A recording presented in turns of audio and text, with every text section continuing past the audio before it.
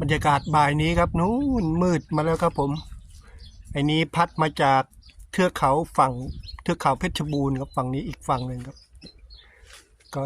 แถวเทือกเขาฝั่งนู้นตกมาแล้วครับหมู่บ้านฝั่งนู้นก็ตกมาแล้วครับหมู่บ้านติดกันก็ ท่านจะได้ยินเสียงมาแล้วเสียงดังมากก็รอลุ้นเหมือนเดิมว่าจะหนักเหมือนเมื่อวานมากครับแต่เนี่ยเขามาแบบนิ่งๆเงียบๆแบบนี้ไม่มีลมมาครับแต่พอฝนมาถึงปุ๊บลมก็ตามมาด้วยครับผมเมื่อวานแบบนี้ก็คือถ้าไม่มีลมมาก่อนแบบนี้จะดีอย่างคืออะไรละ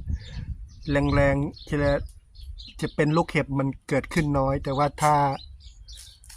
คือลมมาก่อนตัวมาจะเป็นลูกเห็บ